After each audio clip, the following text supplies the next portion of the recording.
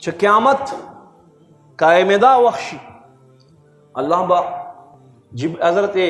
اسرافیل ته فرمایي و چغه وها هغه چغه سره بنیم خلقو عقل لاړ شي بے ہوش بس او فرمای بلې چغه سره به دا ټول خلق مړ شي بیا به الله رب کریم حضرت آدم او بی بی حوا علیہم السلام راپورته کې د خپلو قبرونو اور ته فرمایي به وګورئ انجام وګورئ چا په وجه سره چې تاسو له جنت نه بهر شوي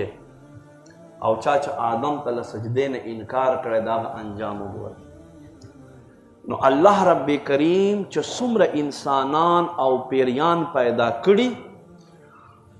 دومره انسانانو په تعداد او د پیریانو په تعداد سره به الله حضرت اسرائیل علیه السلام ته طاقت ورکړي او الله رب کریم به ورته فرمایي نن زما غضب د سره والا زما قهر د سره والا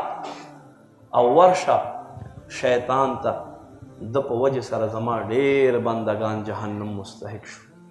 نن د هغوی ټولو مجموعې برابره سزا به ورکوي حضرت کعب الاحبار فرمایي په داسې یو شکل سره په داسې یو صورت سره به اسرائیل علیه السلام شیطان خواته راشي چې شیطان خواته راشي که صرف دا شکل انسانانو ویني که نه یو زی روح به په ځمکې مخ ژوندی پاته نشي دی به له مشرق نه تر مغربه پورې